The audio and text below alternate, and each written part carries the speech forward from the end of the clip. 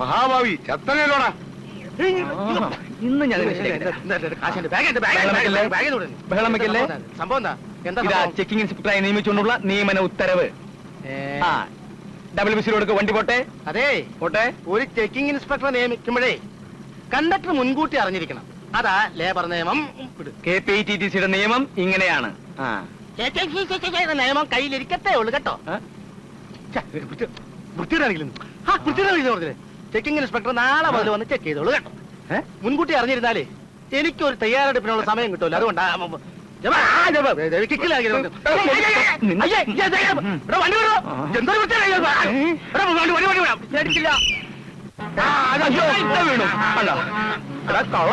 നിന്നെ നിന്നെ ശരിയാക്കി തരാം. അയ്യോ ഇതിലടിച്ച് വണ്ടി നിർത്താൻ. അയ്യോ അവള് മാല തന്നപ്പോ അത് വാങ്ങിക്കാമായിരുന്നു. അത് വിറ്റാൽ എത്ര രൂപ കിട്ടും? 2000 അല്ലെങ്കിൽ 3000? ബാക്കി രൂപ നിങ്ങൾ തരുമോ? അല്ല, അത് കിട്ടിയ ഒന്നുമില്ലേലും എന്റെ 500 രൂപ. പക്ഷേ എച്ചിത്തരം പറയരുത് കേട്ടാ. ഒരുത്തരം ഇവിടെ കച്ചവടം അവസാനിപ്പിച്ച് കടയം പൂട്ടിയിരിക്കുക. അപ്പോഴാ മനസാക്ഷിയില്ല സംസാരിക്കരുത്. പക്ഷെ മനസാക്ഷിയില്ല സംസാരിക്കരുത്. ദുബായി പോകാത്തവരൊന്നും ഈ നാട്ടിൽ ജീവിക്കുന്നില്ല അല്ലേ? പിന്നെ അങ്ങനെ ജീവിച്ചാലേ യവന് നന്ദിനെ കിട്ടൂല. ഇനിയൊന്നും പറഞ്ഞിട്ട് കാര്യമില്ല. വിസയുടെ കാലാവധി കഴിഞ്ഞില്ലേ? അച്യുതൻ ദുബായി പോയാ അമ്മാവൻ നന്ദിനെ കെട്ടിച്ചു തരുമോ? കെട്ടുവെന്ന് മാത്രമല്ല, അയാൾ കൈയടക്കി വെച്ചിരിക്കുന്ന 5 ഏക്കർ പുരയിടം ഞാൻ പിടിച്ചു വാങ്ങുകയും ചെയ്യും. അങ്ങനെയാണെങ്കിൽ നമുക്ക് വേറൊരു പണി ചെയ്യാം. ദുബായി പോന്നെന്നും പറഞ്ഞ് അച്യുതൻ കുറച്ചു നാൾ ഒളിച്ചു താമസിക്കട്ടെ. അച്യുത, ആലോചിക്കാവുന്ന ഒരു വഴിയാണല്ലോ അത്. എടാ, ഇതൊന്നും അമ്മാവൻ വിശ്വസിക്കത്തില്ല. അതെന്താ? ആദ്യം നാട്ടിൽ മുഴുവൻ കനത്ത പബ്ലിസിറ്റി കൊടുക്കുക, ദുബായ് പോവാണ് എന്ന്. ഉരുളംപാറയില് എന്റെ ഫ്രണ്ടിന്റെ ഒരു ലോഡ്ജ് ഉണ്ട്. ഒളിച്ചു താമസിക്കാൻ പറ്റിയ സ്ഥലമാണ്. ഒരൊറ്റ കുഞ്ഞറിയത്തുമില്ല. പക്ഷെ അവിടെ വാടക കൊടുക്കാനും ചെലവ് കഴിയാനും ഒക്കെ എന്താ വഴി? അത് നമ്മുടെ കണ്ടക്ടർ വിചാരിച്ച നടക്കും. എന്താ അച്യുത, ഇത് നടന്നാൽ കൊള്ളാം. തീർച്ചയായും നടക്കും. നിങ്ങൾ ധൈര്യമായിട്ട് പബ്ലിസിറ്റി തുടങ്ങിക്കോ. അങ്ങനെയാണെങ്കിൽ വെച്ച് നീട്ടേണ്ട കാര്യമില്ല. നാളെ തന്നെ നമ്മൾ പബ്ലിസിറ്റി തുടങ്ങും.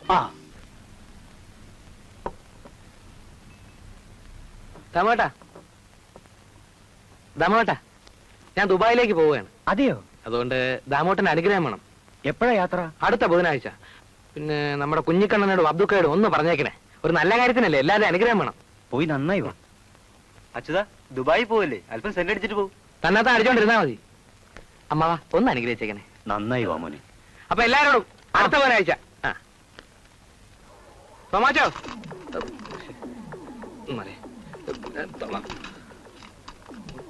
തോമാച്ചോ,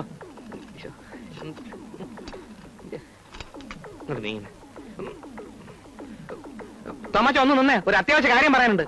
തോമാച്ചോ. വരുന്നോ? അടുത്ത ബുധനാഴ്ച ഞാൻ ദുബായിക്ക് പോവാ. അതിന് ഞാനെന്തോ വേണം? അല്ല, എന്നെ ഒന്ന് അനുഗ്രഹിക്കണം. ഇറങ്ങി പോണോ പുറത്ത്? കച്ചവടത്തിന്റെ തിരക്കില അവന്റെ ഒരു ദുബായ്. പോണോ? എളവന് അസൂയ.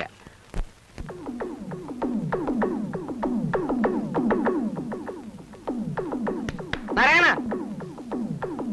ബുധനാഴ്ച ഞാൻ ദുബായിക്ക് പോവാ. നിന്റെ അനിയ അപ്പീടത്തോടെ പറഞ്ഞേക്കണേ. തേങ്ങടാങ്ങണ്ട സാമൻ. അല്ല, ബുധനാഴ്ച ഞാൻ ദുബായിക്ക് പോവുകയാണ്. അപ്പൊ തിരിച്ചു വരുമ്പോ കാണാൻ പറ്റിയില്ലെങ്കിലോ, വലിയ സൂക്കടയൊക്കെ അല്ലേ. അതുകൊണ്ട് അനുഗ്രഹം തരണം. അല്ല, ഞാൻ ദുബായി പോകുന്നതിന് മുമ്പ് അനുഗ്രഹം വാങ്ങിക്കാന്ന് വിചാരിച്ചു. ഒന്ന് പോണോ പുറത്ത്? അതിനെ പിടിച്ച് തള്ളണെന്ന് പറഞ്ഞാ പോരെ? അതുകൊള്ള.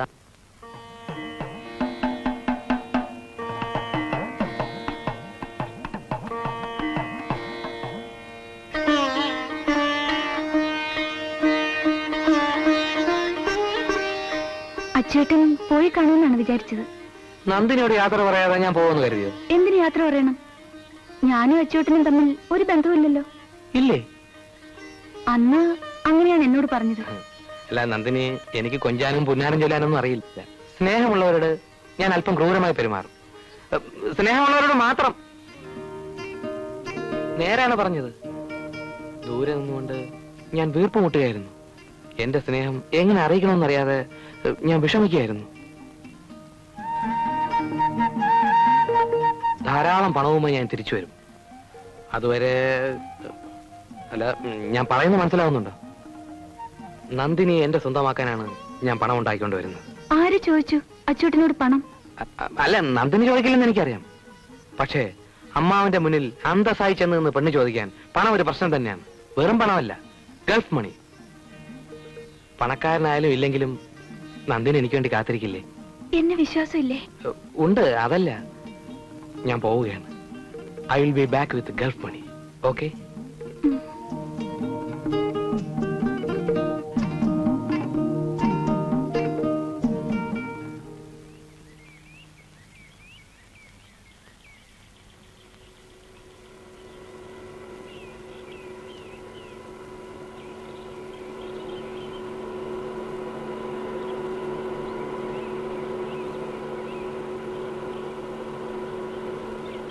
വണ്ടിയെ നിർത്തി പ്ലീസ്. ഒന്ന് റിവേഴ്സ് എടുത്ത്.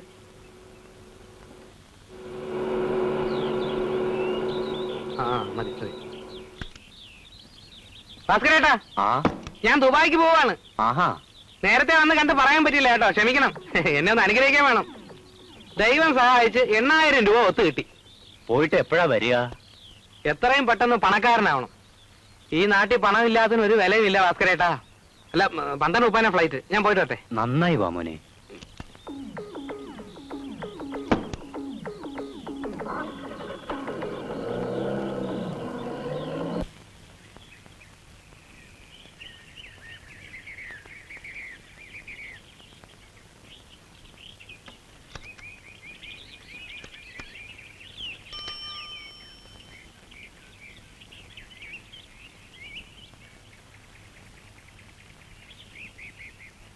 മിസ്സിസ് പാർവതി തങ്കപ്പനായർ. അതെ.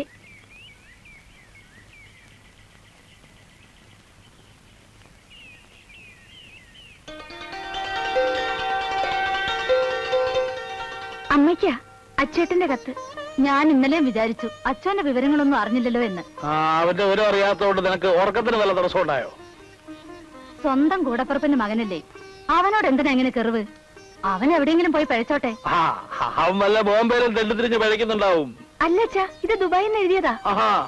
അത് പൊട്ടിക്ക്. എന്താ എഴുതിയിരിക്കുന്നറിയാലോ? നിങ്ങൾക്ക് ആർക്കും അല്ല, എനിക്ക് അവൻ എഴുതിയിരിക്കുന്നു. ഇങ്ങോട്ട് താ, ഞാൻ വായിച്ചോളാം. നീ പൊട്ടിക്ക്.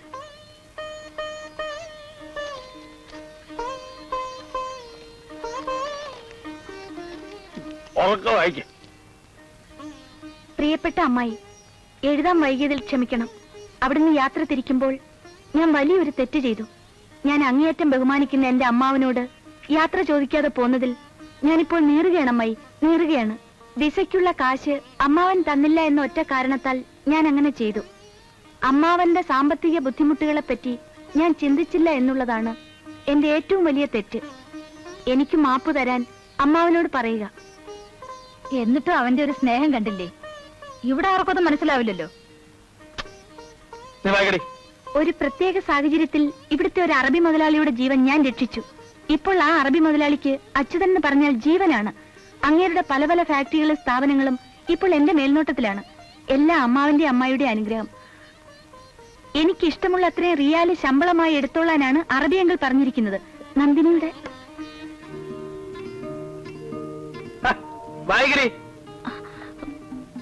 നന്ദിനിയുടെ കല്യാണക്കാര്യമൊക്കെ എന്തായി? ഉടൻ തന്നെ ഞാൻ നാട്ടിലേക്ക് വരുന്നുണ്ട്. അമ്മാവന്റെ കാലിൽ തൊട്ട് വന്നിച്ച് എന്റെ തെറ്റിനെല്ലാം എനിക്ക് മാപ്പ് ചോദിക്കണം. ശേഷം നേരിൽ സ്വന്തം അച്യുതൻ. ഇപ്പൊ മനസ്സിലായോ? ആ കുട്ടിയുടെ അത്രയും നല്ല മനസ്സുള്ള ഒരാളെ ദൈവം ഒരിക്കലും രക്ഷപ്പെടുത്താതിരിക്കില്ല.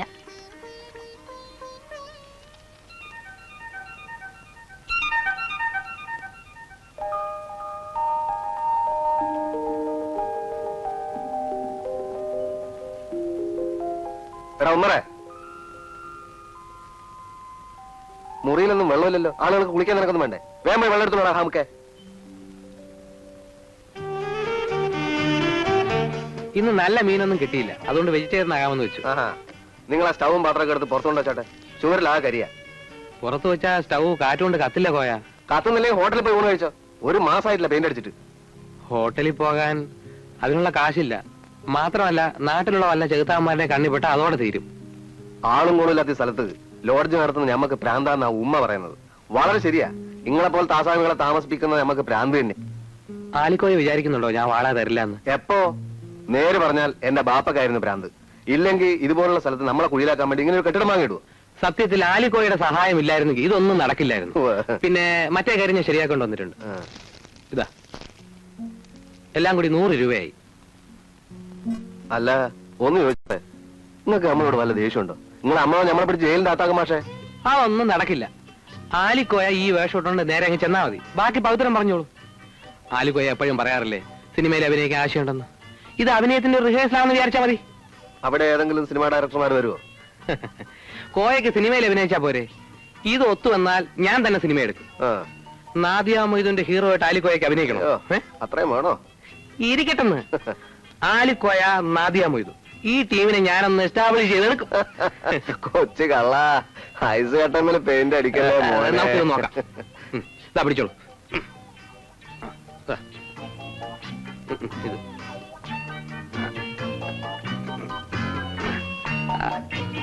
കറക്റ്റ്